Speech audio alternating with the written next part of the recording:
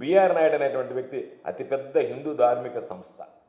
అటువంటి దానిలో ఉండేటువంటి వ్యక్తి చేసినటువంటి పనులు, అతని వయసు ఎంత, ఆయన వయసుకు తగ్గట్టు పనులు కాకుండా ఒక పవిత్రమైనటువంటి చైర్మన్గా ఉండేటువంటి వ్యక్తి ఈరోజు అటువంటి నీచమైనటువంటి పనులు చేసి మరలా ఆయన అంటాడు దాంట్లో ఏం తప్పు ఉంది, నాకేం కనపడలేదే అంటాడు. తప్పు కనపడేదే ఉంది. ఇంకా అటువంటి ఏమనాలా, తన సొంత ఛానల్ టీవీ పైన పెట్టుకొని మాట్లాడినట్టుగా దాడి చేస్తున్నారు రకరకాల. మీ మురిగితే మేము భయపడతామా? టీవీ పై బిఆర్ నాయుడు మురుగుళ్ళకి భయపడేటువంటి వాళ్ళమా? మీ అంతు చూస్తూ ఉంటారు, మీ సంగతి తేలుస్తూ ఉంటారు. నీ అంతు ప్రజలు చూస్తారు రేపు. నీ అంతు ఈరోజు భక్తులు చీకొడుతున్నారు. బిఆర్ నాయుడు ముఖాన ఉమ్మేస్తున్నారు జనాలు.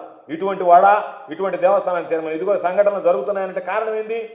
ఆయన ఎంతసేపటికి ఆయన కార్యక్రమాలు వేరుండే, ఆయనకి దైవ చింతన లేదు, ఆయన మనసు చింతన వేరే విధంగా ఉంది ఆయనకి.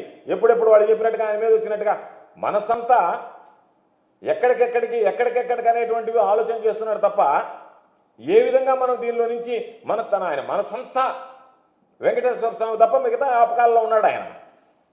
కాబట్టి నీ వ్యాపకాల్లో నువ్వు ఉండేటప్పుడు వెంకటేశ్వర స్వామి ఎట్ట గుర్తుకొస్తాడు నీకు? రాడు.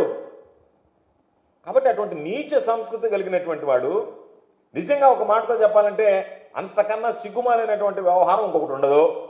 దాన్ని సరే ఏం తప్పు ఉందని మాట్లాడుతున్నాడు. ఇంకా ఎంత నీచుడో బిఆర్ నాయుడు అనేటువంటి వాడు అర్థమైపోయింది.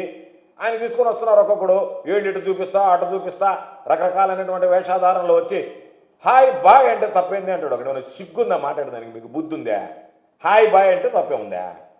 ఆ వీడియోలు చూస్తే హాయ్ బాయ్ వీడియోలు అయ్యి అంటే మీరు వెంకటేశ్వర స్వామి దగ్గరికి పోయి వెంకటేశ్వర స్వామి సేవ చేయడం అనుకున్నారా? వెంకటేశ్వర స్వామి సేవ చేస్తానని చెప్పి మీ పరపతి పెంచుకొని మీరు అందరికీ హాయ్ బాయ్ చెప్పడం అనుకున్నారా? కాబట్టి మీరు హాయ్ చెప్పడలే, బాయ్ చెప్పడలే, ప్రజలు భక్తులు మీకు బాయ్ చెప్పడానికి సిద్ధంగా ఉండాలనేటువంటి విషయాన్ని గుర్తుపెట్టుకోండి.